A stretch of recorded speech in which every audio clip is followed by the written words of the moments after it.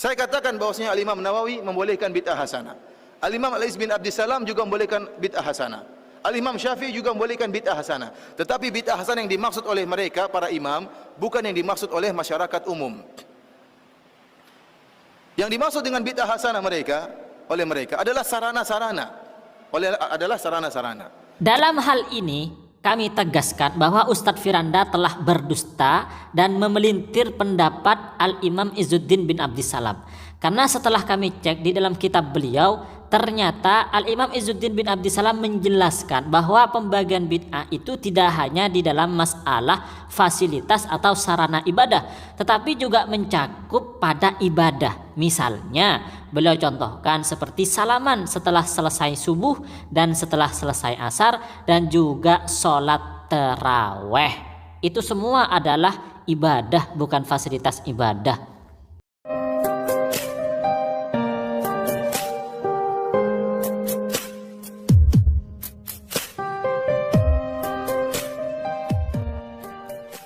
Assalamualaikum warahmatullahi wabarakatuh, sahabat-sahabat muslim. Ternyata Ustadz Firanda sepakat bahwa dalam madhab Syafi'i ada bid'ah hasanah. Hanya saja menurut beliau bid'ah hasanah yang ada di dalam madhab Syafi'i itu hanya dalam fasilitas atau sarana ibadah, bukan di dalam ibadah itu sendiri. Artinya kalau dalam ibadah maka tidak ada bid'ah hasanah, semuanya bid'ah madmumah. Dalam hal ini Ustadz Firanda mengutip pendapat Imam Izzuddin bin Abdissalam. Hanya saja beliau membacanya tidak lengkap dan dijelaskan sepotong-sepotong dan digiring pada pemahamannya sendiri yang berbau Wahabi. Lebih jelasnya berikut ini saya tampilkan video Ustadz Firanda yang menjelaskan tentang bid'ah. Al-Iz bin Abdissalam ini ulama besar mazhab Syafi'iyah yang dinukil perkataannya oleh Imam Nawawi sehingga mengatakan bahwasanya bid'ah terbagi menjadi 5. Dia mengatakan bid'ah terbagi menjadi 5. Dan sebelum saya membacakan perkataan beliau, saya ingin jelaskan. Yang dimaksud dengan bid'ah hasanah oleh para ulama Syafi'iyah adalah hal-hal yang berkaitan dengan sarana, bukan ritual. Contohnya mereka mengatakan di antara bid'ah hasanah, bid'ah yang wajib atau bid'ah yang mustahab, contohnya bikin jembatan. Contohnya bikin pondok. Bikin pondok ada nggak di zaman Nabi? Pondok ada nggak di zaman Nabi? Nggak ada. Di zaman Nabi orang belajar di masjid, nggak ada pondok. Tetapi di zaman sekarang dibuat pondok. Pondok itu bukan ritual ibadah, tapi pondok itu sarana untuk bisa belajar agama. Kemudian contohnya mereka mengatakan ilmu nahwu dan sorof, ilmu bahasa Arab. Di zaman Nabi tidak ada namanya ilmu nahwu dan sorof. Kenapa? Karena para sahabat semuanya bisa bahasa Arab. Yang butuh dengan ilmu nahwu dan sorof adalah kita-kita ini yang bahlul tidak tahu bahasa Arab. Makanya harus belajar ilmu nahwu dan sorof. Ini tidak ada di zaman Nabi, namun ada di zaman sekarang. Dan ini bukan ritual, tapi dia merupakan sarana untuk bisa memahami bahasa Arab. Apa yang disampaikan oleh Ustadz Firanda berbeda sekali dengan apa yang disampaikan oleh Imam Izzuddin bin Abdissalam di dalam kitab beliau. Dalam penyampaian Ustadz Firanda ada pemilintiran pendapat ulama, bahkan ada pendustaan dan kedustaan terhadap pendapat Imam Izzuddin bin Abdissalam.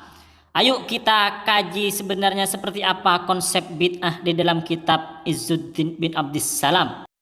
Agar lebih mudah saya petakan pertanyaannya. Pertama, apa benar bid'ah hasanah versi Imam Izzuddin bin Abdissalam hanya sebatas pada fasilitas ibadah? Kedua, apa benar contoh bid'ah hasanah yang dipaparkan oleh Imam Izzuddin bin Abdissalam tidak ada yang berupa ibadah?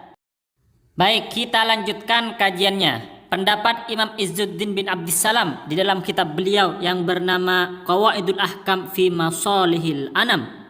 Saya bacakan. Faslun fil bid'ah, fasal menjelaskan tentang bid'ah. Al bid'atu, bid'ah adalah fi'lun, sebuah perbuatan, malam yu'had, yang tidak pernah dilakukan, fi asri Rasulullah sallallahu alaihi wasallam, di masa Rasulullah sallallahu alaihi wasallam. Wahiyah, dan bid'ah itu mongkosimatun, terbagi, ila, kepada bid'atin wajibatin, bid'ah wajib, wa bid'atin muharramatin, dan bid'ah haram, wa bid'atin mandubatin, dan bid'ah sunnah, wa bid'atin makruhatin, dan bid'ah makruh, wa bid'atin mubahatin, dan bid'ah yang mubah. Artinya Al-Imam Izzuddin bin Abdissalam yang dikutip oleh Imam An-Nawawi sebagaimana perkataan Ustadz Firanda dan disetujui oleh Ustadz Firanda bahwa bid'ah terbagi menjadi 5. Ada yang wajib, ada yang haram, ada yang sunnah, ada yang makruh, dan ada yang mubah. Lalu bagaimana caranya tahu bahwa sebuah bid'ah itu wajib, sunnah, makruh, atau mubah? Maka Imam Izzuddin bin Abdissalam melanjutkan, Wattariqu fi ma'rifati dzalika. Adapun cara mengetahui hal itu, mengetahui bid'ah wajib, bid'ah haram, bid'ah makruh dan seterusnya itu, antu'radha al bid'atu ala qawaidis syariah, yaitu bid'ah-bid'ah tersebut dikembalikan kepada kaidah-kaidah syariah. Dengan kata lain, dicocokkan atau dibandingkan dengan kaidah-kaidah syariat yang sudah ada. Fa'in dakhalat fi qawaidil ijab, apabila bid'ah itu masuk di dalam kaidah-kaidah atau ketentuan-ketentuan wajib, fahiya wajibatun, berarti bid'ah wajib. Wa in dakhalat fi qawaidit tahrim, dan apabila masuk dalam kaidah-kaidah atau ketentuan-ketentuan tahrim, haram, fahiya muharramatun, maka bid'ah tersebut bid'ah haram.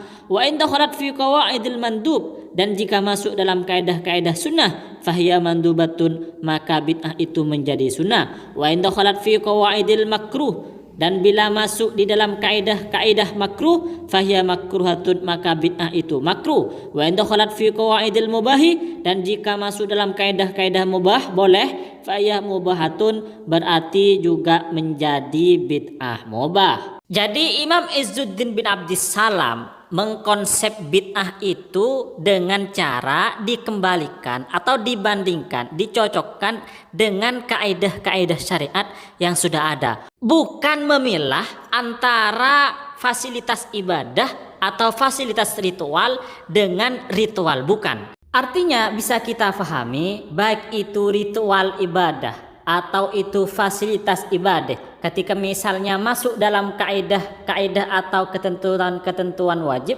maka menjadi wajib, atau masuk dalam ketentuan-ketentuan atau kaidah-kaidah sunnah, maka menjadi sunnah, atau masuk dalam ketentuan-ketentuan mubah, maka menjadi mubah, entah itu fasilitas atau ritual ibadah, sama saja. Buktinya di dalam contoh-contoh itu ternyata tidak hanya fasilitas ibadah, tetapi juga ada ibadah yang dicantumkan oleh Al-Imam Izzuddin bin Abdissalam.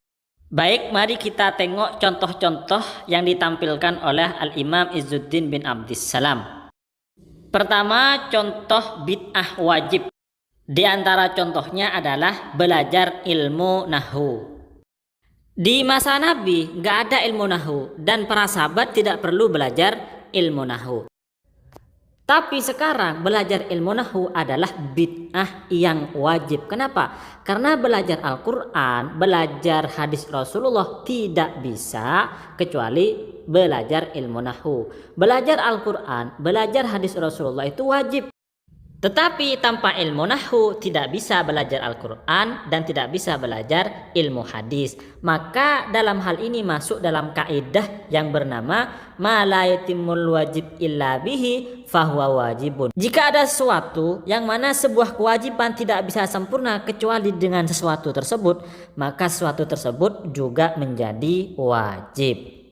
Selanjutnya kita bahas tentang contoh bid'ah yang haram. Saya baca teksnya, walil bid'ai al muharramati amtsilatun.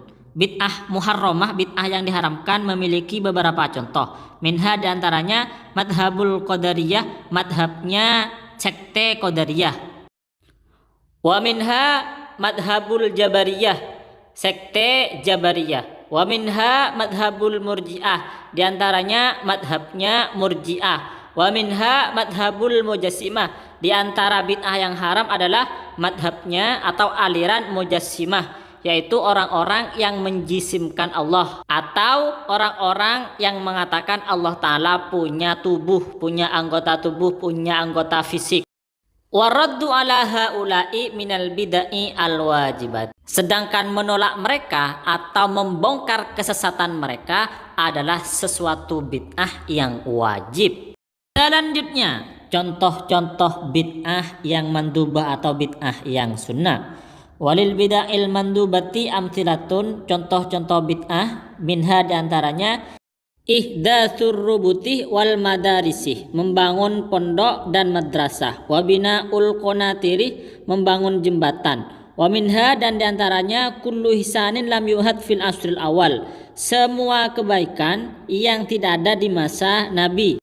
Wa minha sholatut tarawih, di antara bid'ah sunnah adalah sholat tarawih. Maksudnya sholat tarawih berjamaah. Sholat tarawih itu fasilitas ibadah atau ibadah? Jelas ibadah. Di sini oleh Al-Imam Izzuddin bin Abdissalam disebutkan sebagai bid'ah sunnah.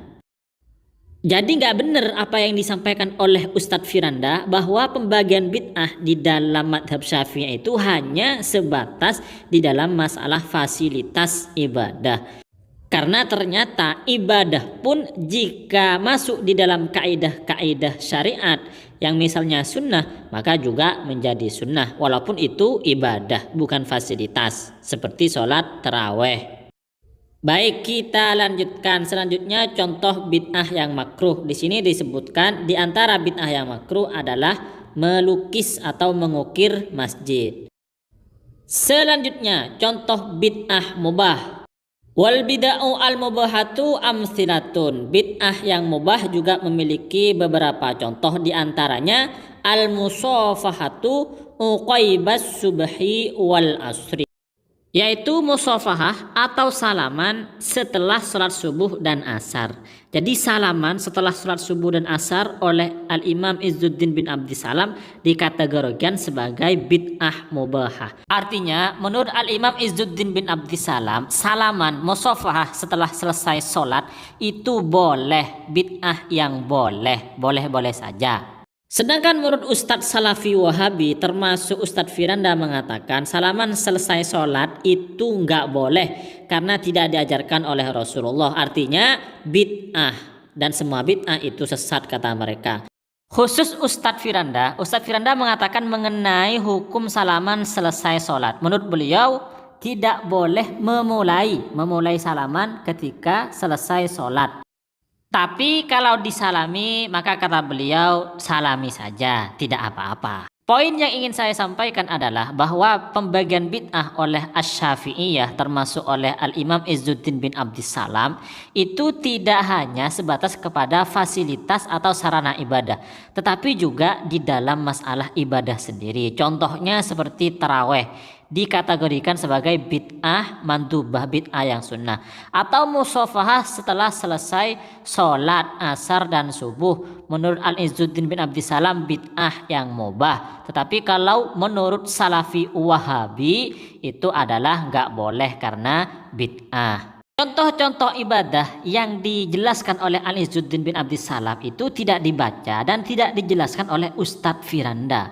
Artinya Ustadz Firanda ini telah berdusta terhadap pendapat-pendapat ulama kita Ahlus Sunnah wal Jamaah. Kalau boleh, kami santri Ahlus Sunnah wal Jamaah ingin memberi saran kepada Ustadz Firanda yang mulia, alumni Madinah. Begini, silahkan Ustadz Firanda berpendapat tentang bid'ah sesuka hati Ustadz Firanda, tetapi jangan pelintir, jangan berdusta atas pendapat ulama-ulama kami, ulama Ahlus Sunnah wal Jamaah. Silahkan Ustadz Firanda menjelaskan bahwa semua bid'ah adalah sesat. Bid'ah dalam beribadah itu sesat, tidak boleh. Ikuti ulama-ulama Saudi, ikuti Syekh Albani yang gurunya cuma 3. Tapi jangan kutip pendapat ulama kami yang kemudian dipelintir dan disampaikan tidak sesuai dengan apa yang ada di dalam kitab mereka.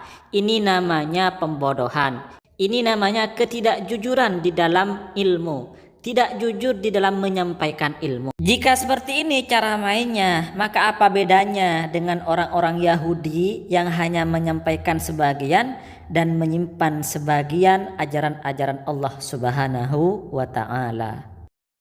Yang terakhir, mudah-mudahan kita selalu berada di dalam lindungan Allah, selalu berada di dalam hidayah Allah, selalu diberi petunjuk untuk berada di jalan yang benar, jalan ahlus sunnah wal jamaah seperti yang diajarkan oleh Rasulullah. Mohon maaf atas segala kekurangan dan kekhilafan atau ada kata-kata yang menyakitkan. Juga kami ucapkan terima kasih banyak kepada teman-teman atas supportnya.